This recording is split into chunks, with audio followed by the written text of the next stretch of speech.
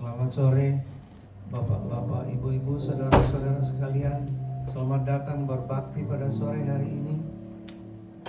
Saya undang jemaat bangkit berdiri.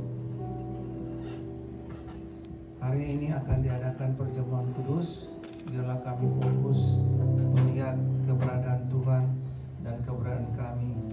Selama hidup kami, Tuhan selalu mengasihi dan melindungi kami. Sampai saat ini kami masih bernapas, itu oleh karena kasih setia Tuhan. Pembacaan firman Tuhan hari ini diambil dari Mazmur 62 ayat 6 sampai dengan 8. Demikian bunyinya. Hanya pada Allah saja kiranya aku tenang, sebab daripadanya lah harapanku. Hanya dialah gunung batuku dan keselamatanku, kota bentengku, aku tidak akan goyah. Pada Allah ada keselamatanku dan kemuliaanku. Gunung batu kekuatanku, tempat perlindunganku, ialah Allah. Amin. In English, my soul waits silently for God alone, for my expectation is from Him. He only is my rock and my salvation. He is my defense. I shall not be moved. In God is my salvation and my glory, the rock of my strength, and my refuge is in God. Amen. Votum salam. Our help is in the name. Pertolongan kepada kita adalah dalam nama Tuhan, Pencipta langit dan bumi yang selamanya setia dan tidak pernah meninggalkan perbuatan tangannya. Kasih karunia dan damai sejahtera dari Allah Bapa dan Tuhan Yesus Kristus turun atas kita semua. Our help is in the name of the Lord, Creator of heaven and earth, who is forever faithful and never forsake the work of His hand. Grace and peace from our God the Father and the Lord Jesus Christ be upon us. Amen. Amen.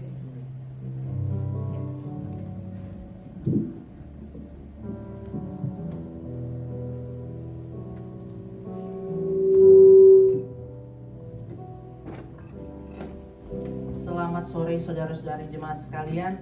Shalom. Shalom. Puji Tuhan. Coba kita kasih kiri kanan sehat dan bilang mari menyembah Tuhan kita. Amin. Mari menyembah. Puji Tuhan. Mari kita memasuk hadirat-Nya. Kita siapkan hati kita. Puji Tuhan. Oh haleluya Yesus. Katakan ku masuk ke ruang Maha Kudus.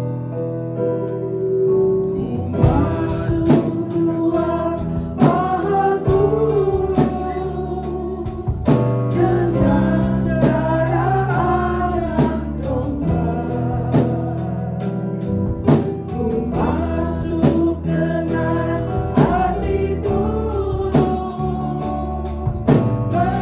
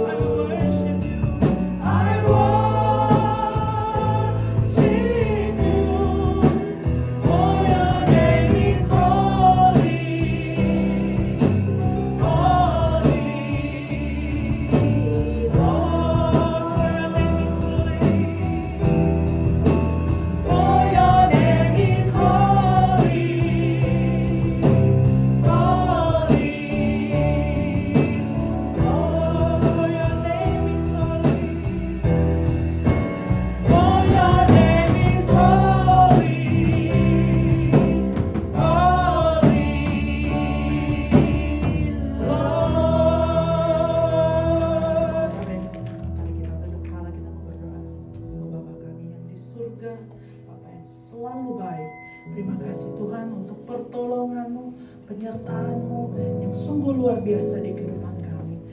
Keseharian kehidupan kami Tuhan, oh kami berterima kasih. Terima kasih Bapa. Kembali kami semua hadir di rumah-Mu yang kudus. Just wanna praise you Lord. Kami hanya mau menyembah-Mu. Just wanna honor you. A King above all kings, Allah yang maha kuasa. Oh biar dengan darah anak domba Allah, Kau layakkan tubuh jiwa roh kami. Karena kami hanya mau memberikan yang terbaik, menyenangkan hati-Mu di tempat ini. Terima kasih Tuhan. Ini kami anak-anak-Mu, kami sungguh siap mau berbakti. Dalam nama Tuhan Yesus, kami berdoa. Sama-sama katakan, amin. Puji Tuhan. Walaupun bumi berlalu, di depan kelihatan kelam, keadaan Anda saudara-saudara sekalian sedang tergoncang, tapi kita mau pilih Yesus. Amin. Kita mau percaya Yesus, dan kita mau cinta Yesus. Mari kita tepuk tangan untuk the next song.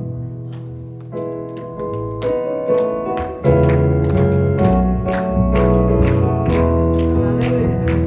Biar bumi akan berlalu, biar bulan tak bercahaya lagi, biar langit akan bergoncang, matahari tak bersinar lagi, tetapi Tuhan Yesusku tak pernah ingkar janji. Semua yang difirmankannya pasti akan digenapi. Biar bumi akan berlalu, biar bulan tak bercahaya lagi, biar langit akan bergoncang, matahari tak bersinar lagi, tetapi Tuhan Yesusku tak pernah ingkar janji. Semua yang difirmankannya pasti akan digenapi. Biar bumi akan bergoncang, amin. Biar bulan tak bercahaya lagi, biar langit akan bergoncang, matahari tak bersinar lagi, tetapi Tuhan Yesusku tak pernah ingkar janji. Semua yang difirmankannya pasti akan digenapi. Semua yang difirmankannya pasti akan digenapi. Semua yang difirmankannya pasti akan digenapi. Puji Tuhan. Terima kasih, silakan duduk. Kita akan siapkan hati kita untuk lebih dalam lagi. Kita mau menyembah Tuhan kita. Oh haleluya Yesus. Haleluya, ini kami Tuhan. Terima kasih Yesus. Haleluya. Katakan silence the noise. Silence the noise in my mind, Lord. Yes. Open the eyes of my heart. I want to see you. Yes, Lord, this is the evening, Lord. I want to see you. Sekali lagi katakan, silence all the noise. Silence the noise in my mind, Lord. Open the eyes of my heart. Yes, Lord. I want to see you. Dengan rindu katakan, I want to see you. I want to see you. Sekali lagi, oh silence the noise. Silence the noise in my mind, Lord. Silence the noise. Open the eyes of my heart. Just close your eyes and open your heart. I want to see you.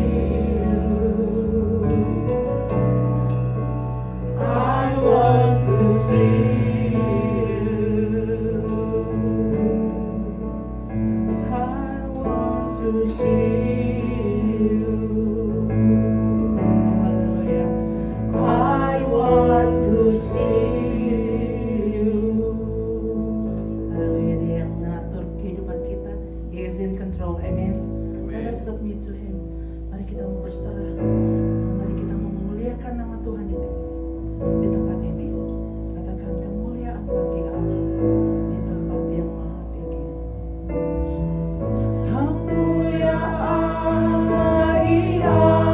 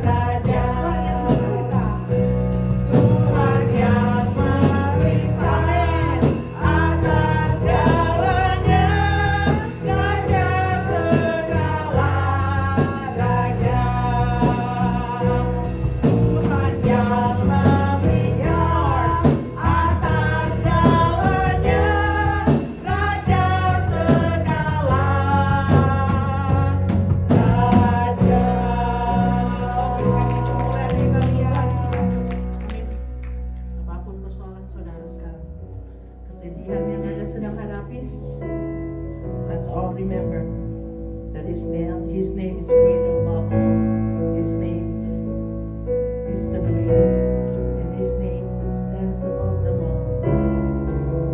Let's exalt His name in this place. Hallelujah. Your name is the highest. Your name is the greatest. Your name stands above them all. All thrones and dominions.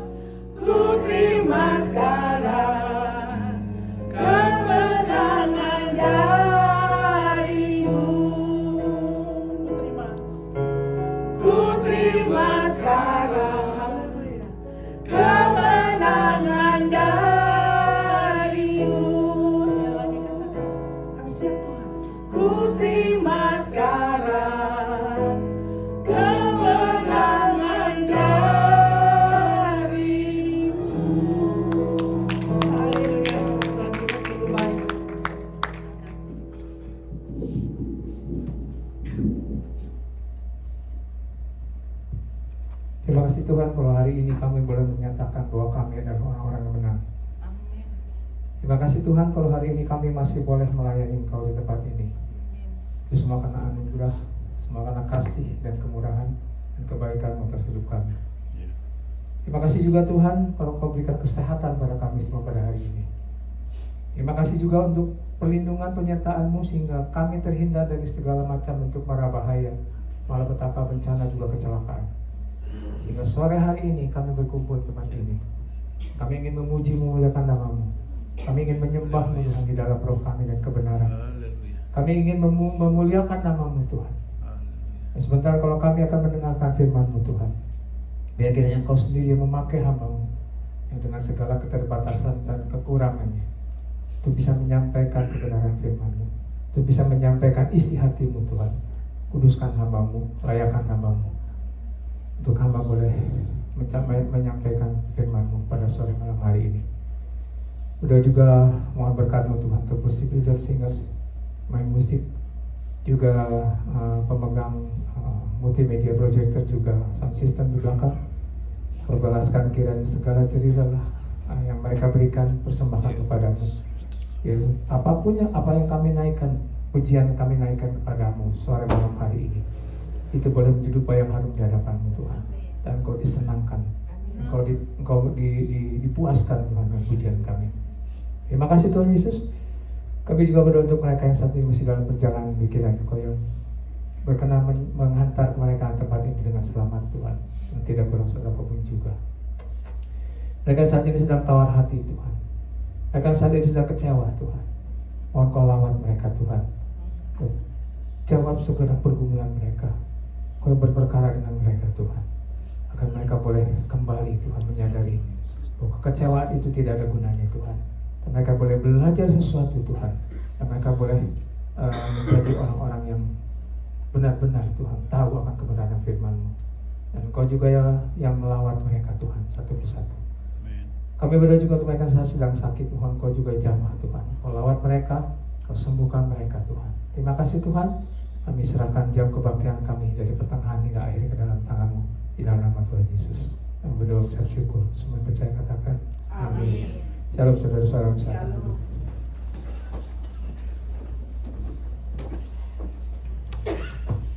Firman sore hari ini saya beri tema, beri judul pertobatan dan pengenalan akan Tuhan Yesus, ya. Akhir ini saya seperti digerakkan Roh Kudus untuk mempelajari tentang Ayub, saudara. Kira-kira menurut saudara ada nggak yang aneh dari kisah Ayub ini, saudara? Ayub dikatakan Tuhan orang yang saleh. Tuhan yang ngomong ya, bukan manusia. Tuhan bilang bahwa Ayub ini adalah orang yang saleh, yang jujur, takut akan Tuhan dan menjauhi kejahatan. Setuju semua ya? Harus jujur karena Tuhan yang ngomong. Tapi ada satu yang luput dari perhatian kita yang aneh, saudara. Kira-kira saudara menangkap nggak? Atau mungkin pertanyaan gini, kalau Ayub dikatakan sebagai orang yang jujur, takut akan Tuhan, menjauhi kejahatan, kenapa Tuhan izinkan iblis untuk merusak kehidupan Ayub? Pernah nggak pertanyaan itu muncul dalam benak pikiran kita? Sedikit kesaksian saya, saudara. Ya, kalau saya bersaksi ini bukan saya menjelekkan institusi atau company, tapi akhir ini sepertinya Tuhan sedang mendidik saya untuk saya benar-benar rendah, saudara. Kisahnya begini. Saya ini, kita kan di company kita, di tempat saya bekerja ini ada evaluasi tahunan, ya. Dan hasil evaluasi saya itu above average, di atas rata-rata, saudara. Saya dijanjikan akan ada kenaikan gaji, tapi saya di-cancel. Kenaikan gaji saya di-cancel. Alasannya konyol, saudara. Karena California sudah naikkan minimum wages katanya. Nggak masuk akal kan sebetulnya ya. Wah, saya agak marah juga waktu itu. Pada saat saya sedang marah itu, nah mulai nih. saya mulai cari-cari, kan ada yang lawyer yang bilang kalau saudara di masalah di abuse di perusahaan, saudara bisa nuntut. Ini pernah terjadi saudara. Di tempat kerja saya yang lama, company memperlakukan karyawan yang sama, dituntut menang karyawannya saudara. Ketika saya berpikir demikian, muncul dalam hati saya suara begini. Ayakah engkau membesar-besarkan masalah hanya karena 50 sen? Ya, muncul dalam hati saya. Percaya itu Roh Kudus, saudara. Saya masih ngebantah, saudara. Pendeta itu manusia, ya saudara ya. Ya, tapi bukan excuse, saudara. Ya, hari ini benar saya ingin membuka, menelanjangi diri saya sendiri dan ini memberi pelajaran bagi kita semua. Kemudian Tuhan berkata begini. Ya kalau kamu menang, kalau kamu nggak menang dituntut balik, kamu mau apa? Masih belum mempan, saudara. Nah, terus kali ketiga Tuhan lagi berkata, mengingatkan saya Roma 8 ayat 28. Ya, apapun yang terjadi di hidup kita itu Tuhan bekerja bersama dengan kita. Karena apa? Ya, bagi mereka yang mengasihi Dia, yang terpanggil sesuai dengan rencananya, gitu kan? Masih belum mempan juga. Saudara tahu ketiga Tuhan bilang apa? Kalau aku mau buat kamu seperti itu, kamu mau apa? Saya kaget, saudara. Tantang, saudara. Baru muncul ayat tentang Ayub. Pelajari Ayub. Kita buka sekarang dalam kitab Ayub pasal 1 ya. Kita baca 1 sampai 5, saudara. Dari sini mungkin saudara akan lihat nanti. Ayub pasal 1 ayat 1 berkata, ada seorang laki-laki di tanah Uz bernama Ayub. Orang itu saleh dan jujur, ia takut akan Allah dan menjauhi kejahatan. Ayat keduanya, ia mendapat 7 anak laki-laki dan 3 anak perempuan. Ia memiliki 7.000 ekor kambing domba, 3.000 ekor unta, 500 pasang lembu, 500 keledai betina dan budak-budak dalam jumlah yang sangat besar. Sehingga orang itu adalah orang yang terkaya dari semua orang di sebelah timur. Anak-anaknya yang laki-laki biasa mengadakan pesta di rumah mereka yang masing-masing. Menurut giliran dan ketiga saudara perempuan mereka diundang untuk makan dan minum bersama-sama mereka. Perhatikan ayat terakhir, saudara ya. Setiap kali apabila hari-hari pesta telah berlalu, Ayub memanggil mereka dan menguduskan mereka.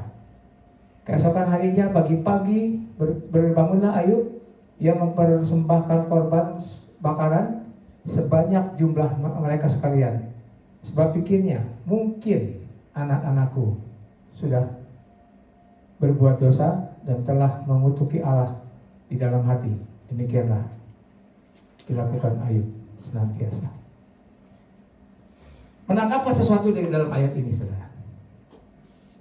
Dikatakan setiap kali apabila hari-hari pesta telah berlalu, Ayub memanggil mereka dan menguduskan mereka. Salah nggak? Nggak ada yang salah ya? Ya. Keesokan harinya pagi-pagi bangunlah Ayub yang mempersembahkan korban sebanyak jumlah mereka sekalian. Ada yang salah nggak? Nggak ya? Nah di sini sekarang sebab pikirnya mungkin anak-anakku sudah berbuat dosa dan telah mengutuki Allah di dalam hati. Demikianlah dilakukan Ayub senantiasa. Sudah perhatikan ada satu kata. Kata apa? Kata mungkin, saudara. Mungkin menunjukkan apa, saudara? Kata mungkin menunjukkan apa? Sesuatu yang tidak pasti, ya.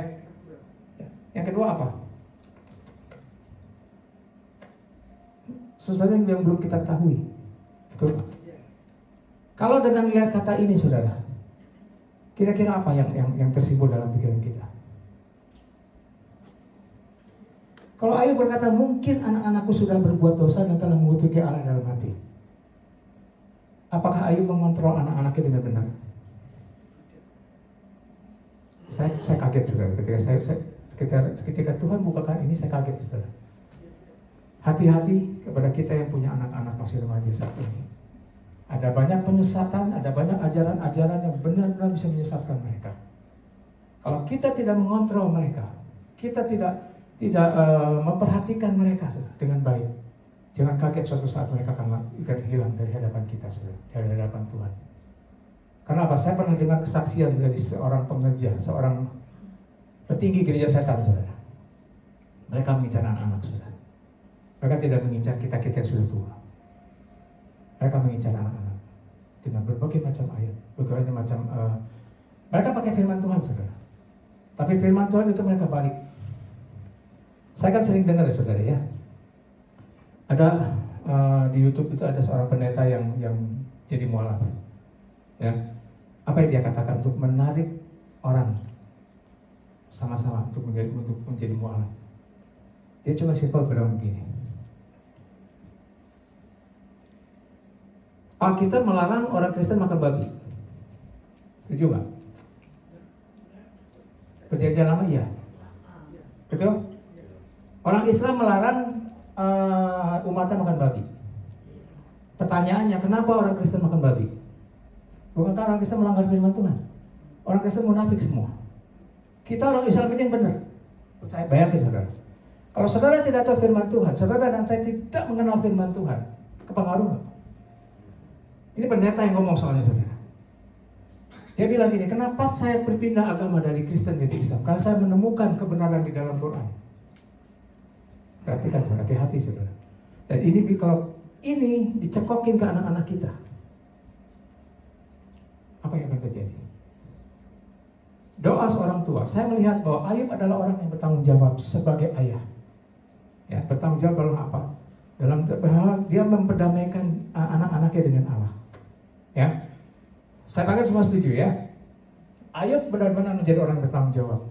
Tapi ternyata doa saja tidak cukup, saudara. Di dalam firman Tuhan dikatakan, kita baca dalam kitab Ulangan pasal 7, saudara. Kitab Ulangan pasal 7.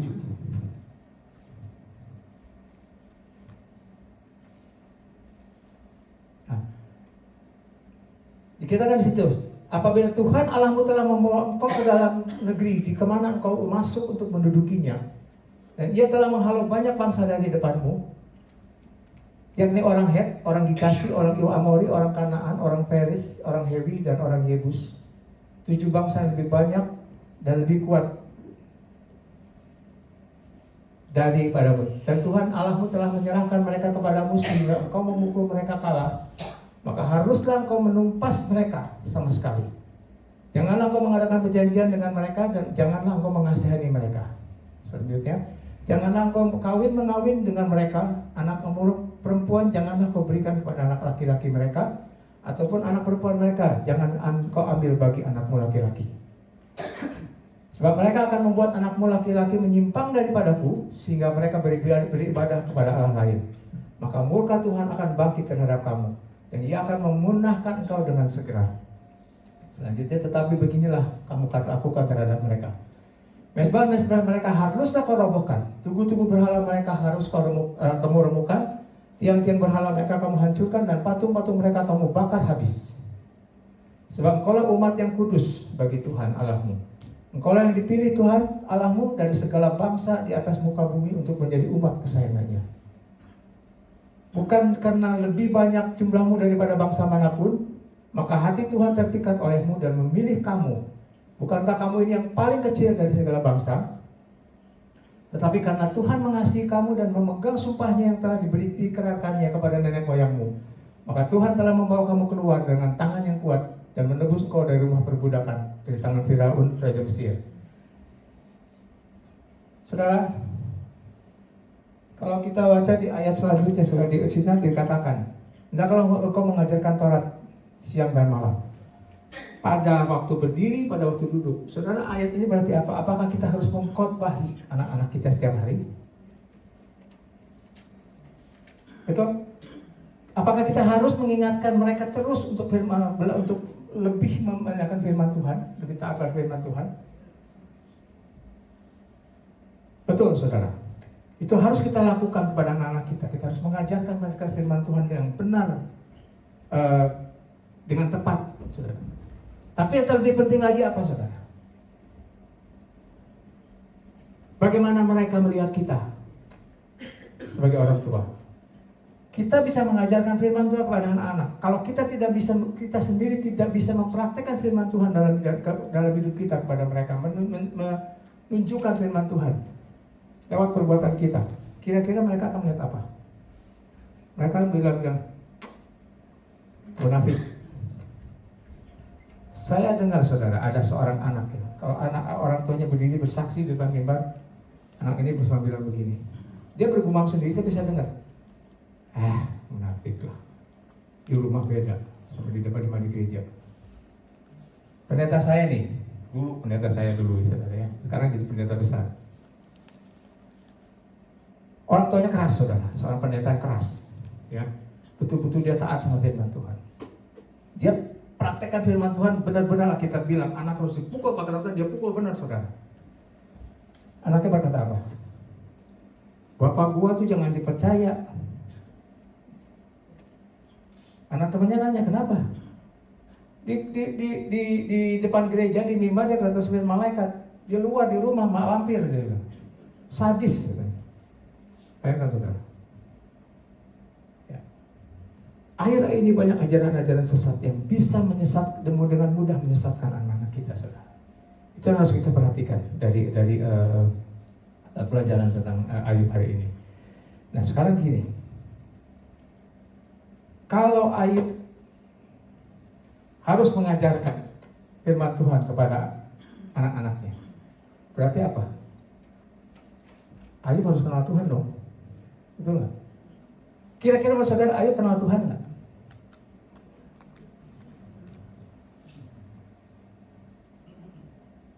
Coba kita renungkan ya. Saudara lihat di dalam Ayub pasal 1 ayat 12, saudara ya, di situ dikatakan, maka firman Tuhan kepada iblis, nah segala yang dipunyainya ada dalam kuasamu, maka janganlah engkau mengulurkan tanganmu terhadap dirinya. Ya.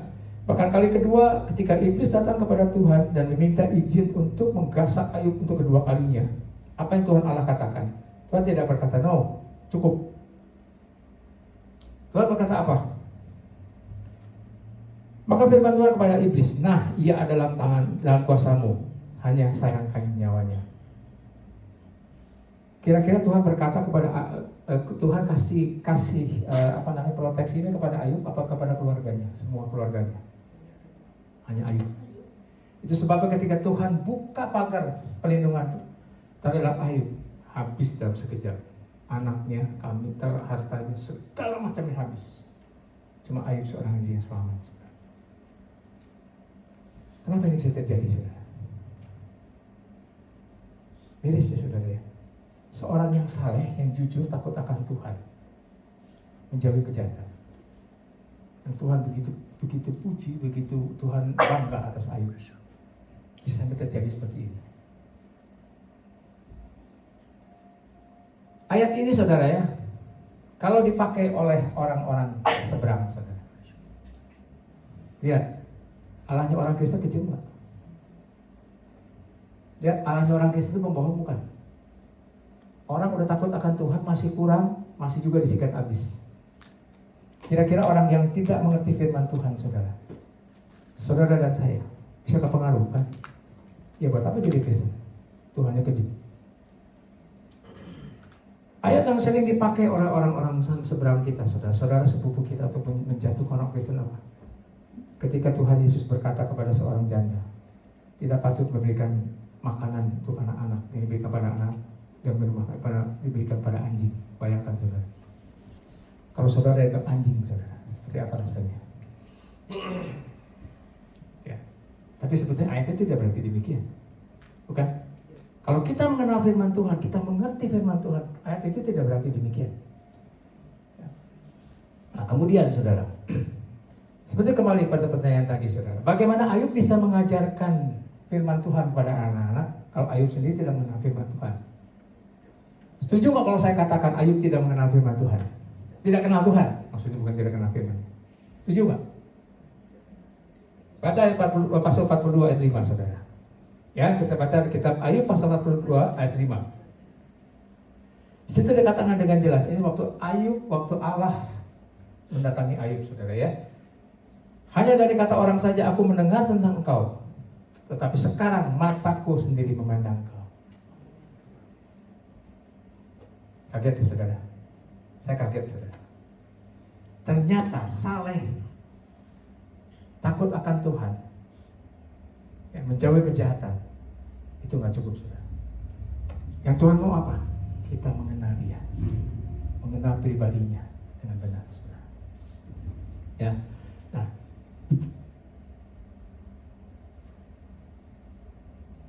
dari mana kita tahu Ayub ini tidak mengenal firman Tuhan dengan tidak mengenal Tuhan, saudara? Dari ayat ini, saudara, dari firman ini.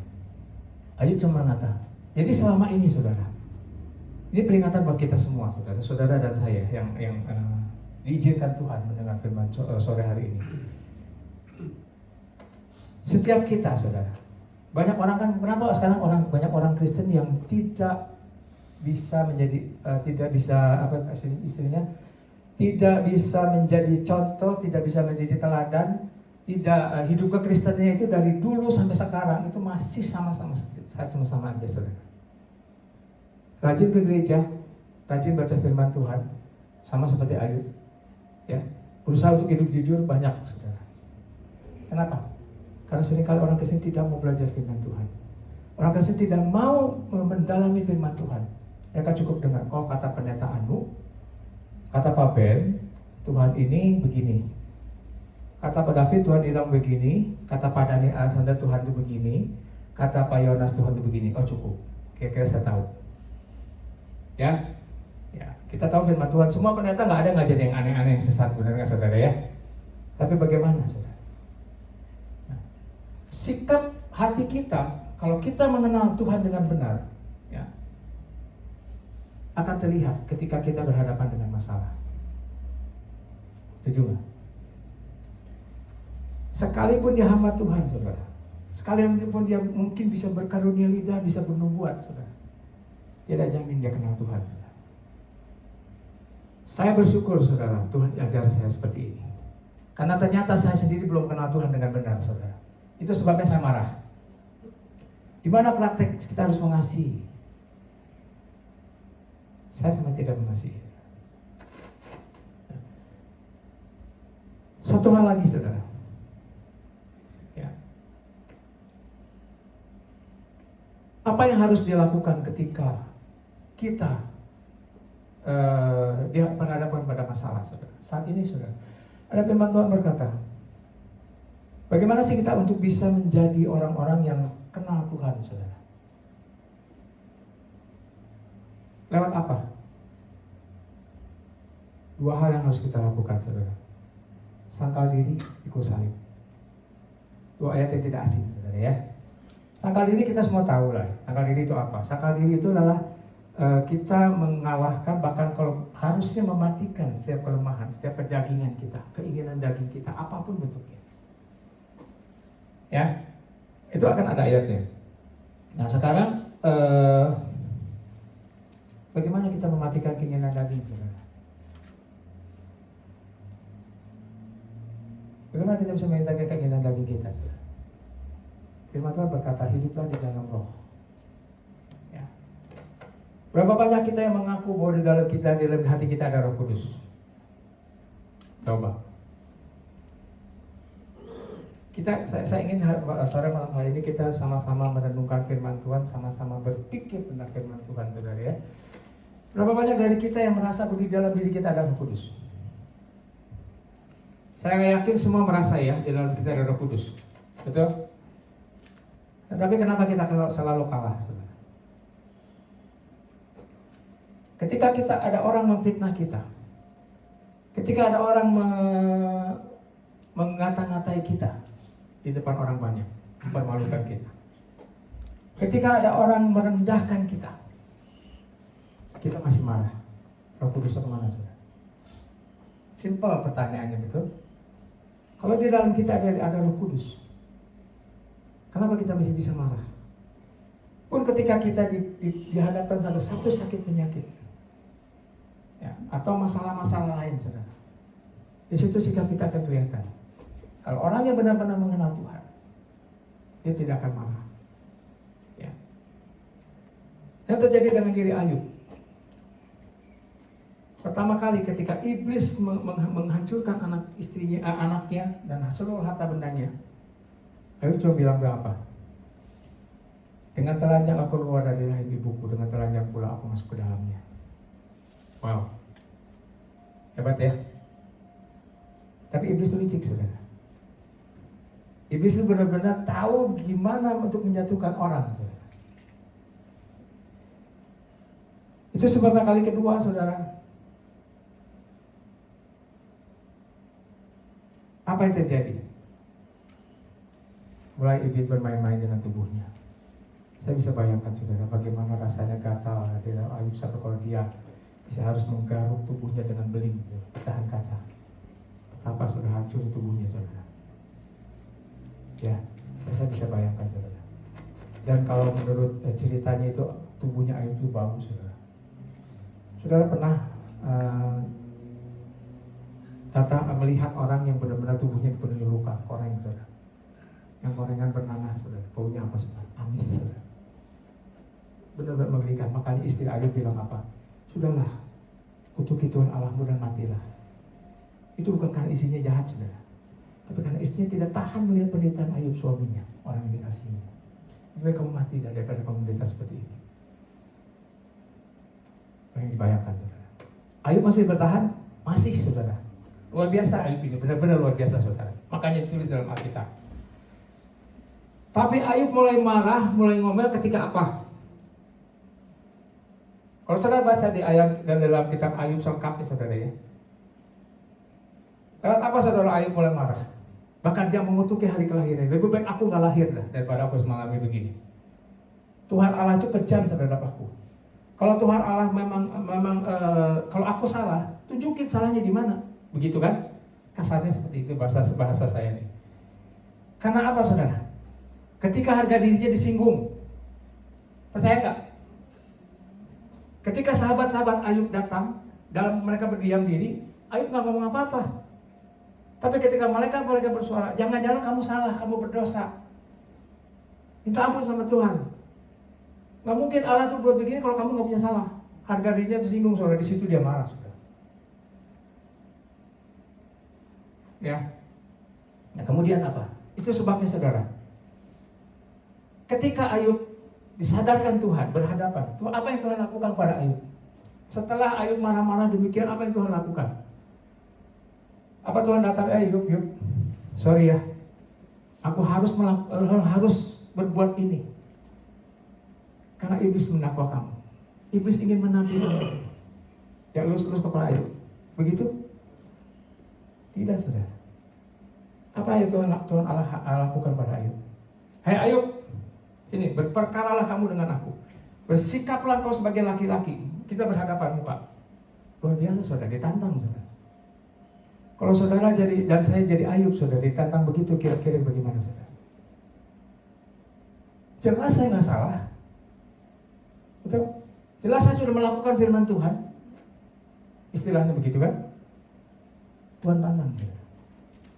Dan Tuhan tantang itu aneh-aneh, saudara. Dimana ketika aku menciptakan langit dan bumi, menetapkan garis batas, di mana engkau? Ketika aku menciptakan buaya dan segala kudanya, segala macam yang nggak nyambung kalau menurut saya, di mana kamu? Tapi yang ajaib, Ayub nggak marah, saudara. Apa yang Ayub lakukan? Dia bertobat, saudara. Kalau kita baca di dalam pasal 40 selanjutnya, saudara, Ayub berkata, selain dari mataku sendiri sekarang memandang engkau. Ayub mencabut perkataannya, Ayub bertobat, saudara. Nah ini dia masalahnya, saudara. Orang Kristen itu punya persepsi yang salah kebanyakan dengan kata bertobat, saudara ya. Itu sebabnya ketika kita sedang dihadapkan pada masalah, ketika sakit penyakit, Tuhan izinkan kita hadapi, kita derita. Lalu orang datang pada kita, mungkin kamu ada salah, bro, sis, ya, sok periksa diri, bertobat. Banyak orang yang sensi, saudara, baper, istilahnya orang bilang ya, lalu marah. Sepertinya apa? Kata tobat ini sebetulnya kan berarti bahwa kita tuh menyesali perbuatan, kesalahan, dosa yang kita perbuat dan kita berbalik. Berjanji tidak akan melakukannya lagi, itu bertobat, saudara ya. Dan kata lain kita berbalik 180 derajat. Kalau kita tadinya menuju ke sana, kita balik ke sana. Artinya kalau kita menuju kepada kebinasaan, kepada dosa, kita balik bertobat menuju kepada keselamatan, kepada Tuhan Yesus. Ya. Nah, sepertinya ketika kita mendengar kata tobat, sudah bertobat, itu yang dalam pikiran kita, dalam hati kita muncul. Emang kok salah apa? Gitu kan? Ya. Kenapa sih Tuhan izinkan saya mengalami ini? Kenapa saya harus mengizinkan? Maaf Franka ya, Franka tiba-tiba Pak Teddy dipanggil pulang Tuhan. Kok Tuhan tega? Begitu kan? Nah kalau saya datang pada Franka, mungkin Franka punya salah. Bertobat. Saat seperti itu Franka akan marah nggak? Bisa marah saudara. Kepada Cynthia misalnya, maaf Cynthia ya, yang sakit, saya bilang, Cynthia mungkin kamu berdosa sama Tuhan, makanya kamu diizinkan seperti ini. Bisa marah dia saudara. Kenapa? Karena kata tobat itu sendiri yang image kita muncul, bahwa kita ini dijudge, kita ini dihakimi, kita dipaksakan untuk mengaku dosa. Padahal kita sendiri nggak tahu dosanya. Paling maksimal orang akan berkata begini, tunjukin dosa saya apa, kalau kamu bilang saya berdosa. Ya, betul? Tapi kalau saudara dan saya berhadapan dengan Tuhan, seperti ketika saya berhadapan dengan Tuhan, Tuhan berkata, kalau aku mau buat ini kepada kamu, kamu mau apa? Mau berontak? Boleh. Tuhan bilang. Sepertinya begitu. Kalau diteruskan Tuhan akan bilang begini, kamu menantang aku, ayo. Tuhan bilang begitu kan? Nah, dari ayat ini saudara, ada banyak orang yang merasa bahwa kata tobat ini seperti menekan kita. Tapi ada satu hal lain yang mungkin kita tidak sempat perhatikan, saudara ya. Ada dalam kitab Yeremia pasal 17 ayat 5. Ya. Di situ dikatakan, beginilah firman Tuhan, terkutuklah orang yang mengandalkan manusia, yang mengandalkan kekuatannya sendiri, dan yang hatinya menjauh daripada Tuhan. Satu, saudara ya. Siapa di antara kita yang 100% mengandalkan Tuhan? Ketika kita menghadapi masalah, kita cari-cari jalan, saudara. Itu mengandalkan siapa? Mengandalkan kekuatan kita. Lalu kita mau cari-cari gini, aduh mungkin Ibu Dina bisa bantu saya nih, Pak Leo bisa bantu saya. Mengandalkan siapa? Manusia. Ya. Terus yang parah lagi saudara, saya doa nih dari tahun 2000, let's say saya katakan 2009 saya datang ya. Dari tahun 2009 saya berdoa, beban saya nggak dilepasin. Tuhannya ada nggak ya? Tuhannya juga nggak peduli dengan saya kok. Terus ada orang bersaksi, saya ditolong Tuhan begini sebelum Bu Yanti kan kita sering dengar ya. Saya ditolong Tuhan mengenai pasien begini. Kok Bu Yanti dikasih disayang Tuhan, saya enggak. Kok Tuhan beri kasih? Tawar hati saudara. Orang tawar hati kita akan artinya apa? Menjauh dari Tuhan saudara. Itu dosa bukan? Dosa ya? Bukan saya ngomong firman Tuhan saudara ya. Satu hal lagi saudara. Kita buka kitab Yeremia 48 ayat 10 saudara. Lihat, terkutuklah orang yang melaksanakan pekerjaan Tuhan dengan lalai. Ngeri saudara, ini buat pelayan-pelayan Tuhan saudara. Kita semua nih pelayan-pelayan Tuhan saudara. Kalau kita tidak melaksanakan pekerjaan Tuhan, dan kita melalaikan pekerjaan Tuhan, Tuhan berkata, terkutuklah orang yang melalaikan pekerjaan Tuhan dengan lalai. Dan terkutuklah orang yang menghambat pedangnya dari penumpahan darah. Kata menghambat pedangnya bukan berarti kita suruh membunuh saudara. Ya, saudara lihat, Alkitab sering mengajarkan kepada kita bicara tentang darah. Ya. Zaman dulu Tuhan pakai binatang untuk menebus dosa dengan darah. Saudara. Digenapi ketika Tuhan Yesus datang, Tuhan Yesus mempersembahkan tubuhnya, darahnya tercurah untuk menyelamatkan kita. Artinya apa saudara? Ini bukan berbicara tentang pembunuhan saudara. Tapi bagaimana kita sebagai hamba Tuhan menyelamatkan, peduli pada orang sekitar kita, menyelamatkan dia, menyelamatkan darahnya dari kebinasaan saudara. Tuhan bilang apa? Kalau kita tidak melakukan itu, terkutuk kita saudara. Jadi dosa itu bukan semata karena kita melakukan pelanggaran firman Tuhan. Tapi kalau kita lalai pun melaksanakan firman Tuhan. Kalau kita lalai untuk kita tutup mata kepada orang-orang sekitar kita, ya urusan dia lah, mau ke neraka kek, mau apa, tanggung jawab kita saudara. Orang-orang yang ada di sekitar kita itu tanggung jawab kita saudara. Ya. Nah, Itu sebabnya saudara. Banyak orang yang akhirnya gagal menjadi orang Kristen yang benar saudara. Kenapa? Mungkin orang itu hafal firman Tuhan, ya. Bahkan mungkin orang itu menguasai benar firman Tuhan. Jadi kalau saudara berdebat sama dia dari Kejadian sampai Wahyu, dia tahu persis ayat-ayatnya. Tapi masalahnya apa? Firman itu cuma sekedar logos, tidak menjadi rema dalam hatinya, dalam hidupnya. Ya. Firman itu hanya bermain di logika. Firman tidak ada di dalam hatinya, dan dia tidak bisa menghidupkan firman di dalam hatinya. Yang dibutuhkan dunia saat ini, bagaimana kita, bukan hanya keluarga kita, terutama anak-anak kita, pasangan kita, saudara. Saat ini apa yang jadi pengumuman kita? Anak kita mungkin, pasangan hidup kita. Ada banyak orang sama begini. Mereka terbeban dengan satu anggota keluarga yang belum diselamatkan, ya. Terus mereka berdoa mati-matian. Dan mereka bisa klaim janji Tuhan. Tuhan bilang satu orang dalam rumah diselamatkan, seluruh isi rumah diselamatkan. Firman Tuhan, saudara. Tapi orang ini nggak bisa selamat. Kenapa? Orang ini tidak mau, bukan jadi Kristen, saudara. Kenal Tuhan. Kristen tidak menyelamatkan, saudara, ya. Orang ini tidak mau terima Yesus. Kenapa? Koreksi diri kita, saudara. Apakah kita sudah menjadi pelaku firman? Apakah ketika kita bersaksi di gereja, ketika saya membawakan firman di sini, hidup saya itu mencerminkan firman Tuhan atau enggak? Dan itu yang dilihat orang, saudara. Kenapa sekarang orang Kristen dituntut hanya satu loh, ya? Hanya satu orang agama yang dituntut oleh orang banyak. Orang Kristen, saudara. Orang tidak pernah nuntut orang Buddha. Orang Buddha begini, orang Hindu begini, enggak. Orang Kristen, coba saudara lihat ya. Orang Kristen ini salah, saudara, serba salah.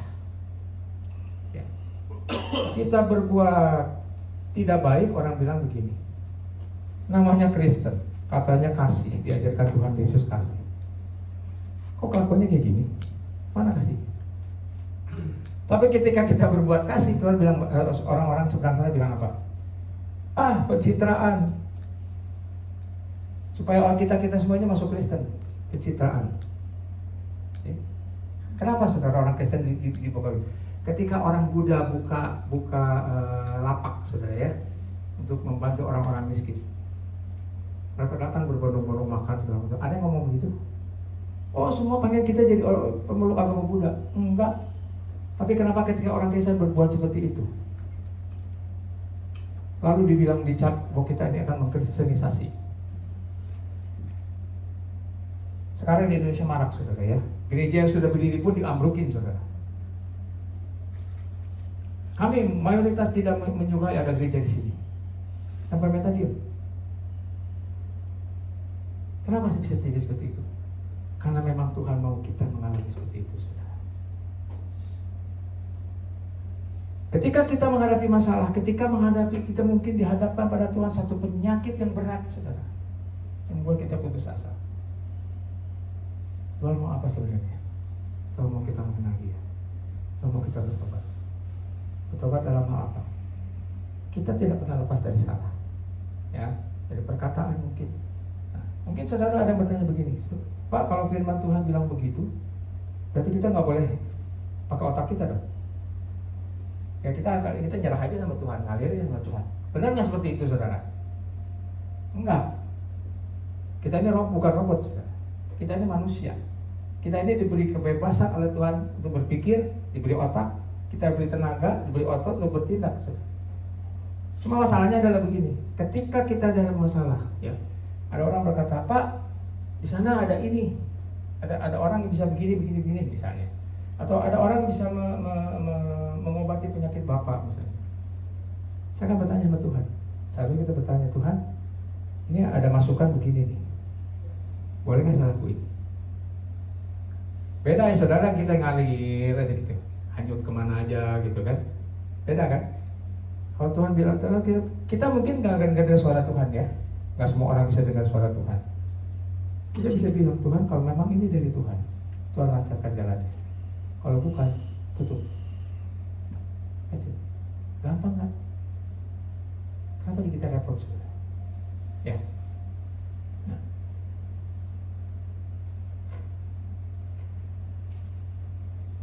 Lukas 9:23, ketika Yesus berkata, kata Yesus kepada mereka, kepada semua, setiap orang mau mengikut aku harus menyangkal dirinya, memikul salibnya setiap hari dan mengikut aku.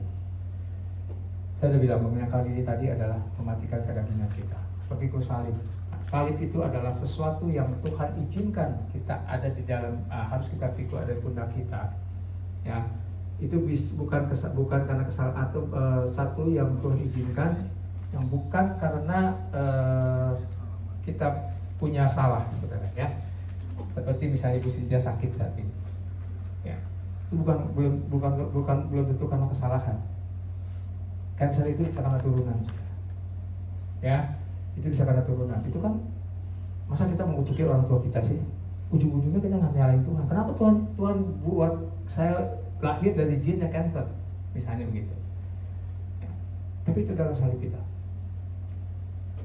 Kita punya salib sekarang begini. Salib itu memang bisa bukan dosa ya, tapi salib itu bisa merupakan satu hal yang Tuhan izinkan sengaja terjadi dengan kita karena tidak ada andil dari kita. Tapi bisa juga kita menciptakan masalah itu, saudara ya. Tapi kembali bahwa apapun yang terjadi, Tuhan itu turut bekerja untuk mendatangkan kebaikan. Ya, nah. Memikul salib itu artinya saudara. Apa yang jadi salib kita saat ini? Anak kita kah? Ya, anak-anak kita. Pasangan hidup mungkin yang kita rindukan. Atau apapun juga, saudara. Tuhan mau kita memikul salib. Sampai kapan? Itu pertanyaannya. Tuhan Yesus memikul salib sampai dia ke Golgota. Tuhan bilang memikul salib setiap hari, saudara. Kita harus tetap teguh berpegang pada firman Tuhan. Kita harus tetap meyakini bahwa Tuhan akan menolong kita suatu hari. Artinya akan ada ujungnya, saudara. Tuhan tidak akan izinkan kita memikul salib kita tanpa ada solusi, tanpa ada penyelesaian. Cuman mungkin salib itu bisa terbawa sampai mati, saudara. Karena apa? Karena kita tidak pernah mencari bagaimana penyelesaiannya. Kalau kita nggak cari, Tuhan juga akan nunjukin, saudara. Ya. Nah itu sebabnya, saudara. Ya. Barang siapa menjadi milik Kristus, ia telah menyalibkan daging dengan segala hawa nafsu dan keinginannya. Ya. Itu Galatia 5:24. Kalau kita bilang bahwa kita pengikut Kristus, maka Tuhan Yesus berkata kita harus mematikan daging kita. Berat, memang berat. Karena apa? Karena kita ini, daging kita ini untuk kita matikan itu susah setengah mati, saudara. Tapi kalau kita mau, kita akan berjalan bersama dengan Tuhan. Dan Tuhan akan memampukan kita untuk melakukan itu. Ya. Nah sekarang gini, kita Roma 8 ayat 28 dikatakan, kita tahu sekarang bahwa Allah turut bekerja dalam segala sesuatu untuk mendatangkan kebaikan bagi mereka yang mengasihi Dia. Ayat ini gak berhenti sampai situ, saudara. Ya. Kita semua bilang kita mengasihi Dia, bukan? Kita mengasihi Tuhan Yesus, makanya saudara dan saya ada di sini. Ya.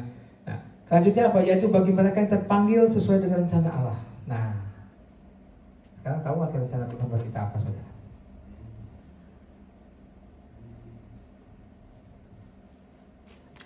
Kira-kira apa, saudara? Rencana Tuhan buat kita.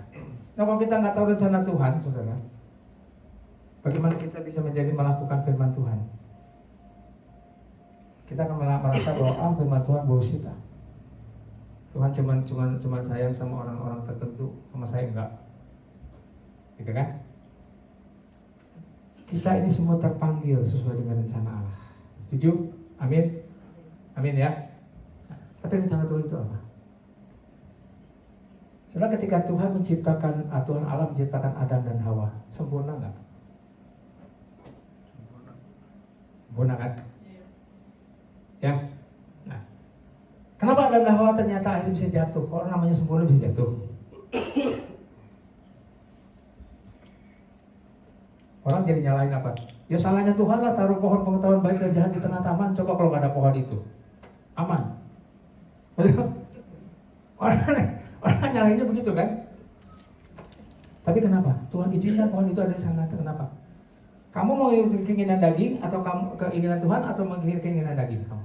Dan Adam dan Hawa memilih menuruti keinginan daging, memanjakan keinginan dagingnya, mempermuliakan keinginan dagingnya. Maka dia jatuh. Rencana Tuhan dalam hidup kita adalah mengembalikan cita Adam dan Hawa menjadi segambar dan serupa Allah dalam hidup kita masing-masing. Lewat apa? Lewat salib. Tuhan Yesus menang atas dosa, menang atas maut lewat salib. Tuhan mau kita menang lewat salib yang kita hadapi saat ini. Luar biasa saudara ya, firman Tuhan ya. Saya benar-benar dibuat kagum, saya dibuat Tuhan tercengang saudara ketika ayat Ayub ini berbicara banyak saudara. Oke. Satu hal yang ya saya menyimpang sedikit. Dalam kitab ada satu ayat yang berkata begini.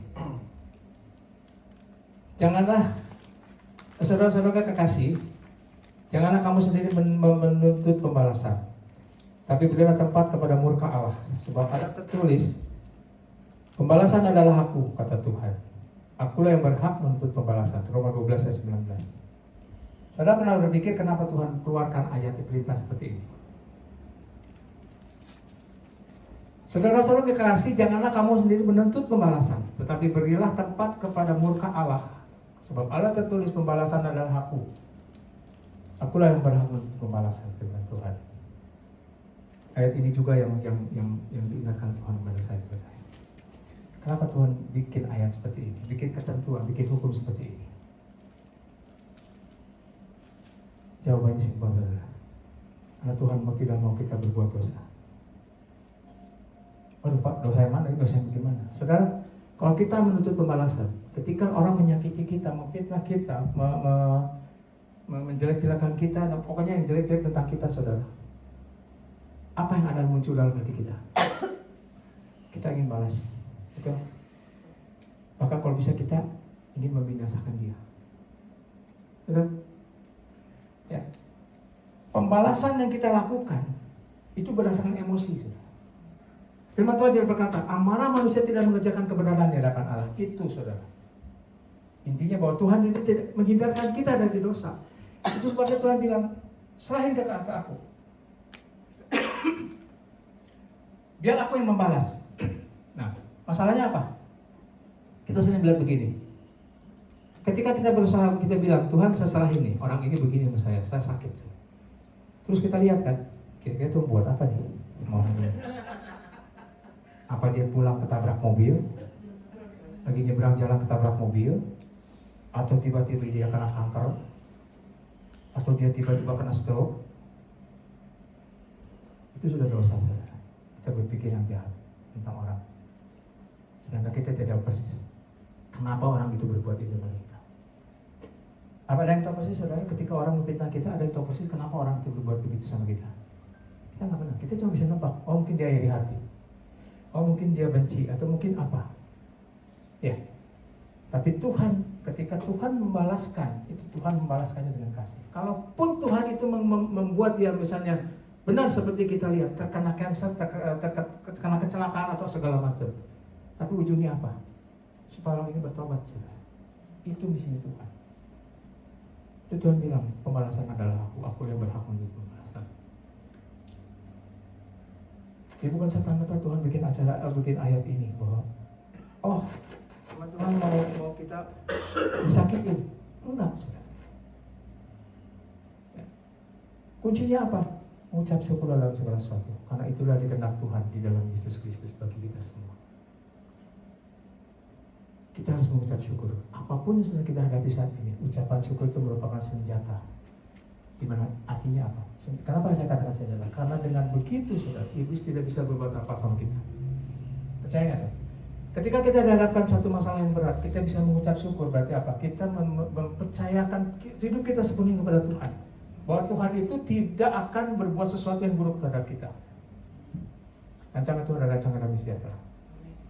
Yang hari depan penuh harapan, bukan rancangan kecelakaan. Ini firman Tuhan. Ya. Hari depan penuh harapan itu apa? surga, saudara. Nah, kira-kira begini, ada satu pertanyaan yang muncul dan menarik dari gini. Semua kita ingin masuk surga, tuh, nggak ada orang yang ketinggalan. Ya. Tapi kalau kita masih punya sifat yang marah, iri hati, dengki, benci, kalau kita masuk surga, jadi apa surga? Kepikiran sih. Firman Tuhan berkata, tanpa kesempurnaan tidak seorang pernah melihat Bapa. Artinya apa? Bapa ada di mana? Ada di surga. Kalau kita ingin bertemu dengan Bapa, artinya kita harus masuk surga. Betul? Syarat masuk surga apa? Harus hidup sempurna. Nah, loh. Kalau kita nggak mau dididik Tuhan dari sekarang, saudara, jangan berharap nanti kita akan ketemu di surga, saudara. Surga itu mahal, saudara. Surga itu bukan obralan, saudara, bukan sewa villa murah, bukan itu, saudara. Surga itu mahal, saudara. Itu sebabnya Tuhan berkata, aku akan menyediakan tempat di surga itu tempat Bapakku banyak tempat. Artinya apa, saudara? Sedikit yang masuk sana, saudara. Nggak banyak orang bisa masuk surga, saudara. Satu-satunya orang masuk surga kalau kita mau diproses oleh Tuhan, dijadikan sempurna seperti Tuhan. Nah, kalau kesempurna seperti Bapakku sempurna, itu satu-satunya jalan untuk kita masuk surga, saudara. Saya tidak bilang selamat, saudara, ya. Orang Kristen yang sekarang hidupnya asal-asalan itu tidak selamat, saya nggak berani bilang begitu, saudara. Saya percaya Tuhan punya satu tempat, Tuhan punya satu cara untuk bisa membuat orang percaya tidak masuk neraka, saudara, ya. Nah, itu kan nanti ada penghakiman di situ. Nah, mengenal Tuhan dan bertobat, itu dua hal yang Tuhan inginkan dalam hidup kita semua sebagai orang Kristen. Kalau saat ini kita diizinkan Tuhan menghadapi masalah, itu berarti Tuhan sedang memproses kita untuk menjadikan diri kita sempurna sama seperti Dia. Karena kita dipilih untuk menggenapi rencana Allah dalam kehidupan hidup kita di dunia. Apa yang menjadi salib kita saat ini? Apakah anak-anak kita? Apakah pasangan hidup kita? Apakah pekerjaan kita? Apakah penyakit kita?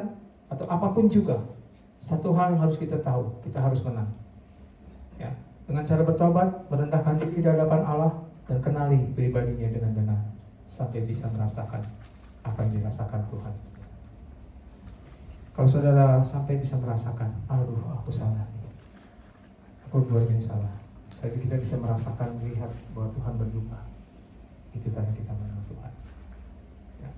Ketika kita mengenal Tuhan, maka kita akan menjadi pelaku firman. Kenapa?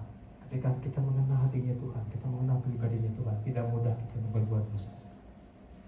Tidak mudah kita untuk menyakiti hatinya. Tidak mudah bagi kita untuk melanggar firman itu. Kita melanggar firman Tuhan karena kita tidak kenal Dia. Kita seringkali berbuat dosa karena kita menganggap bahwa Tuhan itu Maha Kasih, Tuhan akan mengampuni setiap kesalahan kita. Itu benar. Tuhan itu benar-benar memiliki kasih yang luar biasa. Tapi ada satu titik nanti Tuhan akan, kesabaran Tuhan itu akan habis. Ada firman-Nya, saudara. Kalau ada orang hamba Tuhan bilang, Tuhan itu benar-benar Maha Kasih, tapi tidak kekal kasih. Pada saat penghakiman nanti, kasihnya itu udah nggak ada, saudara. Dia benar-benar menjadi orang yang pribadi yang tega, yang kejam. Saat itu kalau saudara diperintahkan Tuhan masuk neraka, gak ada pilihan, no excuse. Jadi kalau kita diizinkan Tuhan mengalami masalah saat ini, apapun bentuknya, ucapan syukur itu merupakan senjata untuk membawa kita mengalami kemenangan demi kemenangan dalam hidup kita. Amin. Mari kita tundukkan kepala. Terima kasih Tuhan, sore hari ini firman begitu keras, Tuhan. Hamba bersyukur Tuhan kalau Engkau menghajar hamba seperti ini. Itu pertanda bahwa Engkau masih peduli kepada hamba, Tuhan. Engkau masih peduli kepada jemaat ICC ini, Tuhan. Karena Engkau tahu Tuhan, Engkau tidak ingin melihat satu orang pun dari kami tertinggal. Engkau tidak ingin melihat hamba tertinggal. Engkau tidak ingin melihat kami menjadi calo-calo surga, Tuhan. Tapi Engkau ingin kami menjadi penghuni-penghuni surga. Sebab itu Tuhan, lewat firman sore malam hari ini Tuhan, biarlah kami semua disadarkan Tuhan, bahwa betapa pentingnya kami mengenal pribadi Engkau secara benar. Betapa pentingnya kami boleh bisa menjadi pribadi-pribadi yang berkenan, yang menyukakan hati-Mu Tuhan. Sore malam hari Tuhan, kami bisa benar menyerahkan diri kami ke dalam tangan-Mu, khususnya hamba-Mu sendiri Tuhan. Hamba memberikan izin kepada-Mu Tuhan, untuk hamba diproses oleh-Mu Tuhan. Beri kekuatan pada setiap kami semua, pada hamba-Mu juga Tuhan, untuk menjalani proses yang Kau izinkan terjadi dalam hidup kami masing-masing. Karena kami ingin tampil menjadi emas-emas yang murni di hadapan-Mu, menjadi berlian-berlian yang benar-benar berkilau dan bernilai tinggi di hadapan-Mu, bukan hadapan manusia Tuhan. Supaya kami bisa menggenapi rencana-Mu dalam kehidupan kami. Kami menjadi sempurna, dan ketika kesempurnaan itu menjadi milik kami Tuhan, memenuhi hati kami dan pikiran kami, maka orang akan melihat Engkau dalam hidup kami masing-masing. Kami tidak perlu menginjil, kami tidak perlu berteriak-teriak tentang firman Tuhan, tapi orang melihat Engkau dalam diri kami dan orang akan bertobat. Itu rencana-Mu dalam kehidupan kami masing-masing Tuhan. Pakai setiap kami dengan talenta kami masing-masing Tuhan, dengan apa yang menjadi tugas kami masing-masing. Jangan biarkan dari antara kami satu pun Tuhan yang menelantarkan talenta itu Tuhan, melalaikan tugas yang Kau percayakan pada kami. Terima kasih Tuhan untuk sore malam hari ini Tuhan, Kau berbicara begitu luar biasa pada kami semua. Untuk mereka yang mendengarkan lewat YouTube juga Tuhan, biar firman ini juga berbicara kepada mereka dan menyadarkan mereka semua Tuhan. So, semakin banyak orang yang benar-benar bisa memahami pribadi-Mu, dan kami boleh bertobat Tuhan. Kami boleh menjadi pribadi-pribadi yang benar-benar menyenangkan hati. Terima kasih Tuhan Yesus pada malam hari ini, untuk mimbar yang dipercaya kepada hamba-Mu untuk menyampaikan firman-Mu pada malam hari ini. Segala puji, hormat, syukur, dan kemuliaan hanya kembali hamba kembalikan kepada-Mu Tuhan, karena hanya Engkau yang layak menerima semua itu. Rendahkan terus hamba-Mu Tuhan, bawah kaki-Mu, supaya hamba menjadi hamba yang berkenan kepada-Mu. Di dalam nama Tuhan Yesus kami mengucap syukur. Semua percaya katakan amin.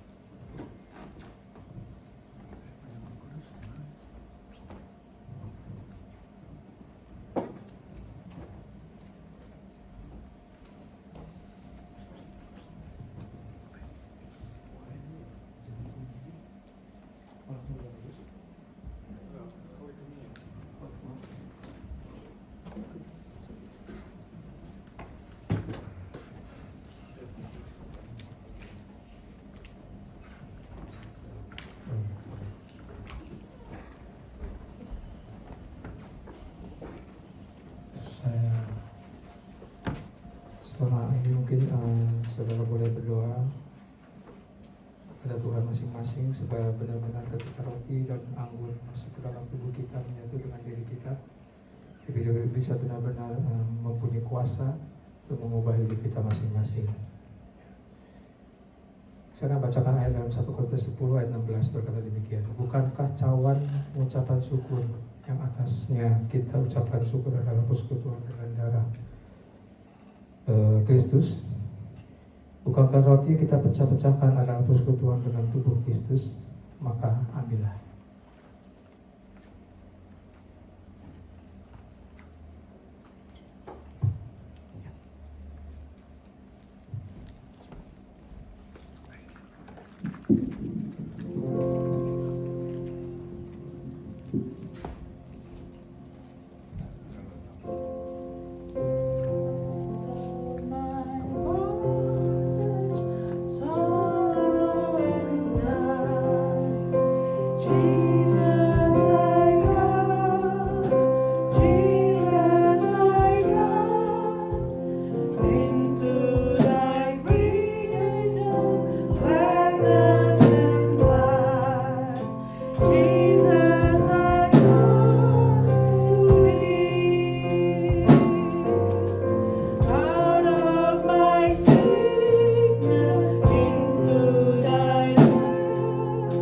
Out of my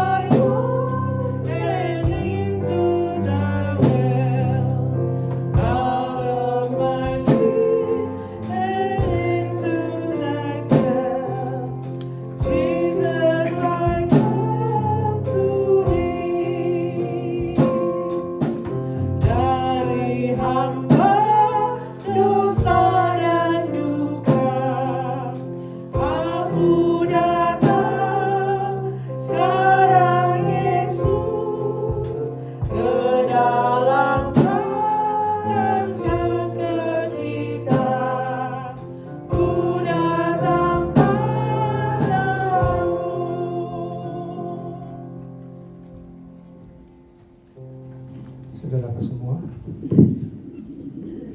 Sudah dapat? Mari kita angkat tangan roti dari Jumat ini tinggi-tinggi, saudara ini. 1 Korintus 11 ayat 23 sampai 26 berkata, angkat roti di tangan tinggi-tinggi, sebab apa yang kuterima kuteruskan kepadamu, yaitu bahwa Tuhan Yesus pada malam waktu ia diserahkan mengambil roti, dan sudah itu ia mengucap syukur atasnya, ia memecah-mecahkannya dan berkata, inilah tubuhku yang diserahkan bagi kamu, berbuatlah ini menjadi peringatan akan aku. Mari kita makan di dalam nama Yesus. Dalam nama Tuhan Yesus Kristus.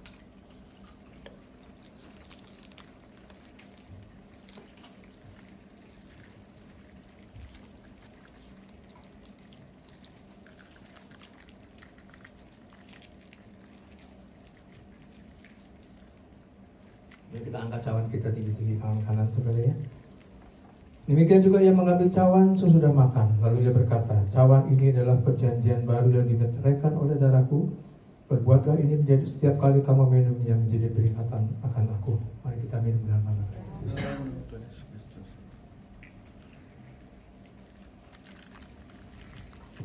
Sebab setiap kali kamu memakan roti dan minum cawan ini, kamu memberitakan kematian Tuhan sampai ia datang.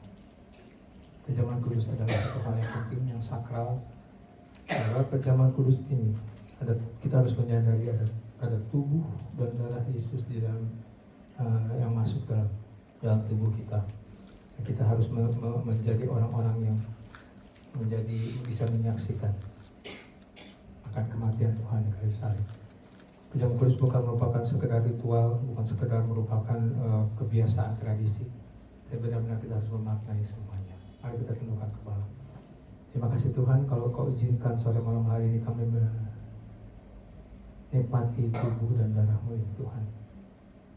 Biar setiap kami boleh sadar menyadari Tuhan, bahwa tubuh dan darah-Mu itu benar-benar bernilai sangat berharga Tuhan. Dan kami tidak menerimanya dengan sembarangan, tapi kami benar-benar menghormati Engkau Tuhan. Dan setiap kami Tuhan, yang ada tubuh dan darah-Mu ini Tuhan, menjadi kudus berkenan kepadamu. Segala sakit penyakit apapun juga Tuhan, segala kelemahan tubuh apapun juga, kami yakini, kami klaim, kami declare bahwa kami sudah menjadi tahir. Tidak ada lagi sakit penyakit yang boleh ada dalam tubuh kami, karena tubuh dan darah Kristus sudah menanggung sakit penyakit kami di kayu salib 2000 tahun yang lalu. Tidak ada kelemahan, tidak ada kekurangan dalam hidup kami masing-masing. Kami sudah menjadi sempurna, sama seperti Engkau sempurna. Karena tubuh dan darah-Mu ini membawa kami, menjadikan kami sempurna. Terima kasih Tuhan Yesus. Di dalam nama Tuhan Yesus kami berdoa dan bersyukur. Amin.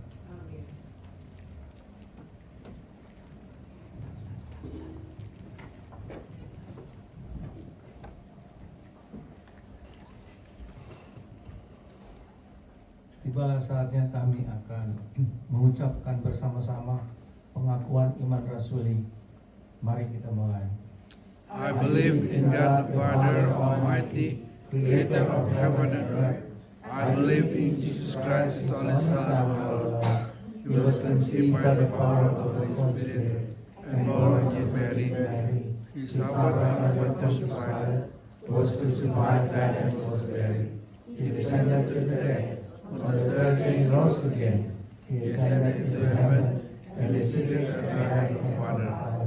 He will come again to judge the living and the dead.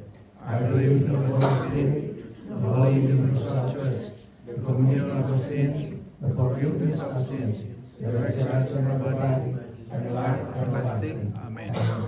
Jemaat dipersilakan duduk, dan tibalah saatnya kami akan memberi persembahan. Sebelumnya saya akan berdoa.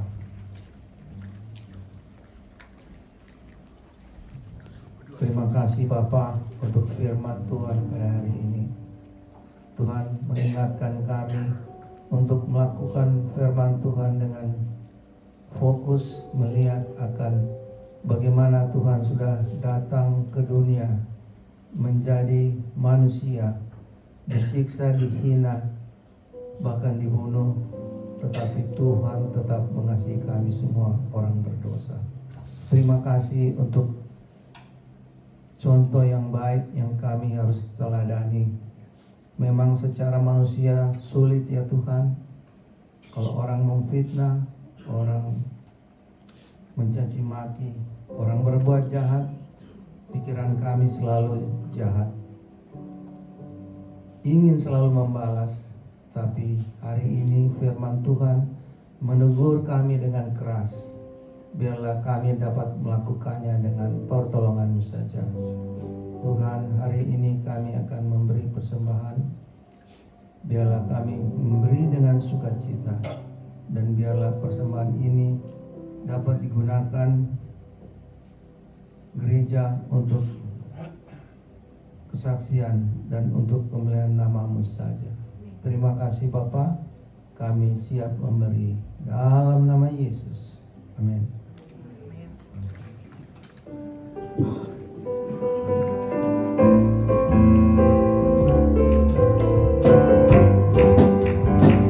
Sungguh bangga Bapa punya Allah seperti Engkau. Sungguh bangga Yesus atas segala pengorbanan-Mu. Tak ingin aku hidup lepas dari kasih-Mu. Kasih-Mu menyelamatkan dan baik-Ku mengharapkan. Kini ku persembahkan apa yang aku miliki, dengan tiada berarti bila dibanding dengan kasih-Mu. Namun ku ingin memberi dengan sukacita di hati, karena ku tahu ini menyenangkan hati-Mu. Karena ku tahu ini menyenangkan hati-Mu. Karena ku tahu ini menyenangkan hati-Mu. Puji Tuhan, saya undang jemaat bangkit berdiri, kita akan menutup kebaktian kita sore hari ini dengan berkata, ku tahu siapa yang pimpin hidupku. Puji Tuhan.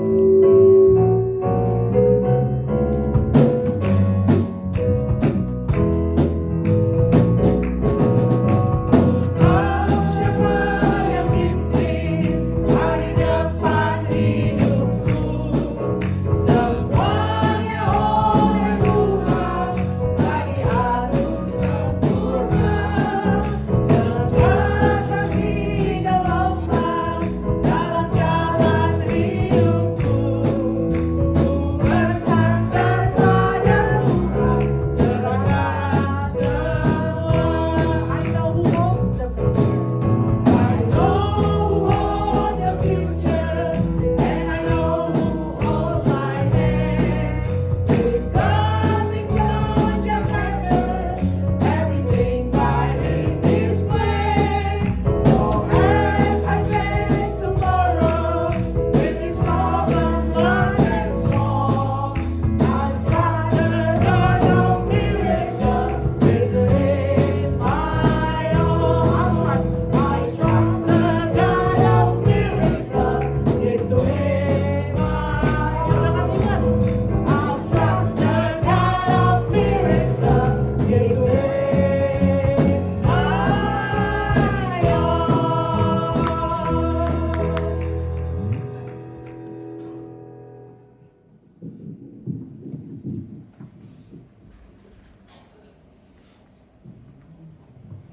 Saudara boleh duduk saudara ya. Kita akan menaikkan doa syafaat kita bersama-sama pada Tuhan. Terima kasih Tuhan, kami boleh menyelesaikan kebaktian pada hari ini dengan baik dan lancar Tuhan. Terima kasih untuk firman-Mu yang begitu keras mengingatkan kami. Itu sekaligus menunjukkan pada kami bahwa Engkau menyayangi kami semua. Dan Engkau ingin kami, setiap kami berubah menjadi sama, serupa dengan Engkau Tuhan. Seperti rencana-Mu semula ketika Engkau menciptakan Adam dan Hawa. Dan ketika Engkau mencerminkan itu dalam diri Tuhan Yesus. Kami tahu Tuhan, Engkau ingin itu terjadi dalam hidup kami masing-masing. Mampukan setiap kami untuk bisa menjalani semua proses yang Tuhan izinkan terjadi dalam hidup kami. Karena proses itu akan membawa kami mengenal Engkau, Tuhan, malam ini kami berdoa juga Tuhan untuk mereka yang saat ini sedang sakit. Kami berdoa untuk Cynthia Tuhan. Kami mohon tetap padamu Tuhan. Pertolonganmu, jamahanmu, kuasamu Tuhan terjadi dalam hidup Cynthia. Kami tahu Engkau punya rencana indah bagi dia Tuhan. Sebab itu kami saat ini berdoa bersama-sama di dalam nama Tuhan Yesus.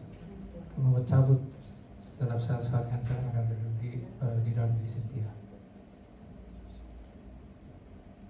Dan Cynthia sudah mengikrarkan sama seperti sahabat itu. Apapun yang terjadi, dia tetap akan memuji memuliakan nama-Mu. Dan lewat kesaksian ini Tuhan, kami akan melihat Tuhan bahwa Cynthia lepas dari kanker. Jangan mengalami kesembuhan yang sempurna. Dan tidak akan ada lagi kanker kembali Tuhan, karena Engkau sudah menutup celah kanker itu kembali. Dan iman kami yakinkan ini semua Tuhan di dalam nama Tuhan Yesus. Satu hal Tuhan, biar Cynthia lewat kejadian ini boleh semakin mengenal pribadi-Mu, semakin boleh merasakan kasih-Mu Tuhan, semakin boleh merasakan kepedulian-Mu Tuhan. Apapun lewat caranya Tuhan. Juga kami berdoa Tuhan untuk Jensen Tuhan. Mungkin secara manusia mustahil untuk mengalami kesembuhan. Tapi sekali lagi Tuhan, kami tidak ingin melihat apa yang manusia katakan, tapi kami ingin melihat apa yang Kau katakan Tuhan. Sebab kami yakin tidak ada satu hal yang mustahil bagi-Mu Tuhan. Kalau Kau ingin menyembuhkan Jensen, dia akan sembuh. Detik ini juga Tuhan. Tapi kalau memang proses ini masih harus berlanjut Tuhan, biarlah kedua orang tuanya, Pak Leo dan Bu Lina, bisa menangkap maksud rencana-Mu Tuhan. Dan kembali Tuhan, supaya Pak Leo dan Ibu Lina bisa melihat rencana-Mu yang indah dalam kehidupan mereka lewat kejadian ini Tuhan. Perkara menyembuhkan itu kecil bagi-Mu Tuhan. Perkara mentahirkan itu sangat mudah bagi-Mu Tuhan. Tapi biarlah setiap apapun yang terjadi dalam kehidupan keluarga ini Tuhan, mereka boleh meyakini bahwa Engkau peduli, Engkau sayang pada mereka. Juga kami berdoa untuk Bu Betsy Tuhan. Kami tidak tahu Tuhan apa rencana-Mu dalam kehidupan dia. Satu hal yang kami tahu Tuhan, setiap proses yang terjadi dalam kehidupan dia, setiap masalah yang terjadi dalam kehidupan dia, Tuhan mau dia mengenal pribadi-Mu. Tuhan mau ada pertobatan Tuhan yang dilakukan. Kalau mungkin saat ini Bu Betsy tidak tahu apa yang menjadi kesalahannya Tuhan, Kau sendiri Tuhan kiranya berkenan melawat dia. Kau berbicara pada dia Tuhan. Karena kami tahu Tuhan, Kau tidak pernah pilih kasih. Kau tidak pernah berlaku tidak adil Tuhan. Kasih-Mu itu jauh melebihi kasih manapun Tuhan. Kasih manusia bisa berpura-pura, tapi kasih-Mu itu murni dan tulus Tuhan. Kejadian yang terjadi dengan Bu Betsy dengan stroke ini Tuhan, kami tahu Kau punya maksud. Sebab itu Tuhan, lawat dia Tuhan. Jamah dia Tuhan. Jamah hatinya Tuhan. Biar dia tidak menjadi orang yang putus asa, tapi dia boleh menjadi orang yang selalu bersyukur untuk setiap apa yang Kau izinkan terjadi dalam kehidupan. Terima kasih Tuhan Yesus untuk salam malam hari ini. Untuk mereka yang mungkin tidak kami ketahui, tidak kami sadari Tuhan, ada sakit penyakit yang kami derita, ada kelemahan tubuh yang kami derita. Sekali kami mohon Tuhan, jamah setiap kami Tuhan, mengalami kelemahan, mengalami sakit penyakit. Ya, setiap kami boleh melihat Tuhan, mujizat nyata dalam kehidupan kami. Dan mujizat yang paling utama yang Kau kehendaki dalam hidup kami adalah pertobatan Tuhan. Dengan bertobat kami bisa belajar sesuatu Tuhan dari pengalaman, dan kami tidak akan melakukan apapun yang kebodohan kami di masa lalu Tuhan. Sore malam hari juga kami teringat untuk Ibu N Tuhan, yang baru kehilangan suami yang kekasih hari ini Tuhan. Kami tahu Tuhan kedukaan yang begitu berat, kehilangan orang yang dikasihi Tuhan. Yang mohon penghiburan, kekuatan daripada-Mu Tuhan. sekalipun dia tidak ada bersama dengan kami hari ini. Di tangan-Mu yang tidak kurang panjang Tuhan, untuk melawat dia, memberi kekuatan penghiburan yang luar biasa daripada-Mu Tuhan. Supaya minggu depan mungkin kalau Engkau berkenan, Ibu yang boleh bersama-sama dengan kami, dan mereka melihat sukacita yang luar biasa di wajahnya Tuhan, karena dia bergantung kepada-Mu, dan Engkau yang berikan sukacita itu kepada dia. Kemudian untuk masalah gereja ini Tuhan, kami tidak tahu harus berbuat apa, berkata apa lagi Tuhan. Tapi satu hal Tuhan, gereja ini milik-Mu Tuhan. Apapun yang manusia rancangkan kepada gereja ini Tuhan, kalau Engkau mau menggagalkannya, Engkau bisa menggagalkannya. Tapi kalau Engkau mau ini gereja ini terjual Tuhan, kami percaya Tuhan, Engkau sudah menyediakan tempat yang jauh lebih baik, tempat yang jauh lebih nyaman, tempat yang pastinya tidak membuat kami pusing Tuhan. Kami serahkan ke dalam tangan-Mu Tuhan, kedaulatan-Mu yang terjadi atas gereja ini. Kami tidak izinkan kuasa-kuasa kegelapan ikut ambil bagian dalam proses penjualan gereja ini Tuhan. Di dalam nama Tuhan Yesus kami menghancurkan setiap kuasa-kuasa kegelapan yang berusaha untuk merusak damai sejahtera hidup kami sehubungan dengan gereja ini Tuhan. Terima kasih Tuhan Yesus, kami meminta ampun kalau mungkin ada kesalahan kami dalam bertindak, dalam berkata-kata di masa lalu Tuhan, sehingga Kau izinkan itu terjadi. Dan lewat ini semua kami belajar, dan ketika kami belajar menangkap suatu maksud Tuhan, seperti Ayub Tuhan, sanggup memulihkan dalam sekejap 2 kali lipat. Dan itu menjadi iman kami Tuhan. Bukan memulihkan kami, memulihkan gereja ini 2 kali lipat dari semua yang saat ini kami miliki. Dan gereja ini akan menjadi gereja yang besar. Bukan secara kualitas saja Tuhan, tapi juga secara kuantitas, tapi secara kualitas juga Tuhan. Kau yang menetapkan hamba-hamba-Mu yang boleh berdiri di sini untuk menyampaikan firman-Mu Tuhan, supaya benar-benar jemaat ICC Corona ini boleh mendapatkan pelajaran-pelajaran yang benar-benar daripada-Mu Tuhan. Kau sendiri mengajar setiap kami untuk menjadi orang-orang pribadi-pribadi yang berkenan kepada-Mu Tuhan. Kami berdoa untuk pemerintah Amerika, Tuhan, mohon Tuhan untuk setiap kebijakan yang dibuat oleh pemerintah ini Tuhan, benar-benar dikendalikan oleh Engkau sendiri Tuhan. Dan setiap rakyat yang menerima kebijakan ini juga mereka boleh mengerti dan menerima Tuhan maksud baik dari kebijakan ini, supaya Amerika tetap berada dalam keadaan aman, Amerika benar-benar tetap dalam keadaan kondusif Tuhan. Tidak ada rasialis, tidak ada keterpurukan. Satu hal Tuhan, kami rindu melihat Tuhan, bahwa tidak ada satu lutut yang tidak berteduh, tidak ada satu lidah yang mengaku bahwa hanya Engkaulah satu-satunya Allah yang patut disembah. Curahkan roh ketobatan Tuhan, ampuni kesalahan bangsa ini Tuhan, karena mereka sudah memberontak kepada-Mu Tuhan. Mereka benar-benar menantang Engkau saat ini Tuhan, mengerikan. Tapi kami tahu Engkau tidak ingin melihat satu orang pun binasa. Kami tahu Tuhan, misi-Mu menyelamatkan mereka. Keberadaan kami di negara ini Tuhan, pakai setiap kami untuk memenangkan banyak jiwa, memperkenalkan Engkau lewat hidup kami Tuhan. Dimanapun kami berada Tuhan, sadarkan kami untuk semua itu. Juga berdoa untuk pemerintahan Indonesia Tuhan. Tolong juga Tuhan, dengan masalah korupsi yang begitu mengerikan Tuhan, hanya Engkau yang sanggup beracara di negara ini Tuhan. Hanya Engkau sanggup memulihkan keadaan di negara kami ini Tuhan. Kami mohon kepada-Mu Tuhan, kuasa-Mu Kau curahkan, nyatakan Tuhan kemuliaan-Mu di Indonesia Tuhan. Gereja-gereja yang begitu berkembang di Indonesia, supaya mereka tidak terlalu terobsesi untuk mengembangkan gereja Tuhan, tapi bagaimana boleh menjadi pribadi-pribadi Tuhan, menjadi gereja-gereja yang menjadi menginjil banyak jiwa Tuhan. Dan gereja-gereja di mana berkembang begitu besar di Indonesia boleh mengambil alih keadaan di Indonesia Tuhan. Kami tahu kuasa kegelapan begitu kuat di Indonesia Tuhan, Tapi kami juga tahu Tuhan, kuasa-Mu Tuhan jauh lebih besar daripada kuasa kegelapan apapun juga. Sadarkan gereja-gereja di Indonesia ini Tuhan, supaya mereka tidak lagi mementingkan klan mereka, tidak mementingkan organisasi mereka, tidak mementingkan kepentingan mereka sendiri-sendiri Tuhan. Dan benar-benar mereka peduli Tuhan akan Indonesia Tuhan. Curahkan pertobatan juga di negara ini Tuhan. Curahkan takut akan Engkau Tuhan pada setiap pemimpin di negara kami. Juga negara-negara lain Tuhan.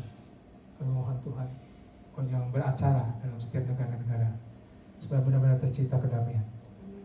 Berdoa untuk Israel, Kau juga tolong Tuhan, orang-orang di sana Tuhan benar-benar berjalan sesuai dengan firman-Mu, berjalan dengan kehendak-Mu, mengerti akan kehendak-Mu Tuhan. Supaya di dunia ini tercipta kedamaian yang benar-benar daripada-Mu Tuhan. Supaya kami semua Tuhan, tindakan kami tidak mempercepat kedatangan-Mu, tapi kami ingin supaya membuat sebanyak mungkin orang bertobat sebelum kedatangan-Mu Tuhan. Kami tidak ingin menjadi orang-orang yang egois Tuhan, mementingkan diri kami, mementingkan keselamatan kami masing-masing dan keluarga kami semata. Biasanya kami sadar Tuhan bahwa kami punya misi menyelamatkan sebanyak orang untuk diselamatkan, dibawa kepada-Mu Tuhan sebagai persembahan hidup dan berkenan kepada-Mu.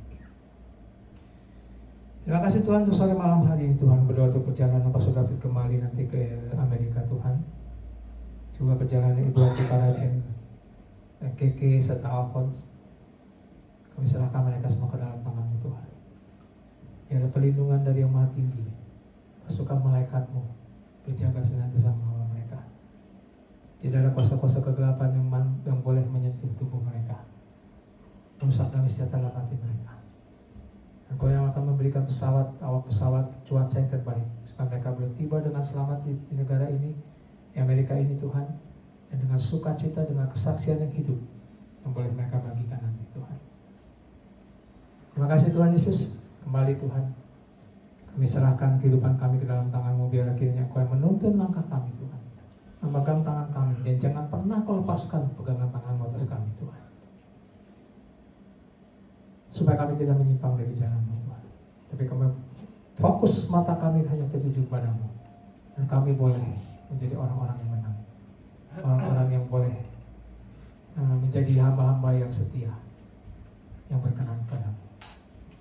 Kami akan tutup Tuhan pada paktian sore malam hari ini dengan doa yang Kau ajarkan pada kami semua. Mari saya undang saudara-saudara berdiri. Kita mengucapkan bersama-sama doa Bapa kami yang Tuhan ajarkan pada kita masing-masing. Our Father, who art in heaven, hallowed be thy name. Thy kingdom come, thy will be done, on earth as it is in heaven. Give us this day our daily bread, and forgive us our trespasses, as we as we forgive those who trespass against us. and And lead lead us us not not into into temptation, temptation, but but deliver us from evil. For thine is the kingdom, and the power, and the glory, forever and ever. Amen. Mari saudara angkat tangan kita tinggi-tinggi, dan terimalah berkat Tuhan.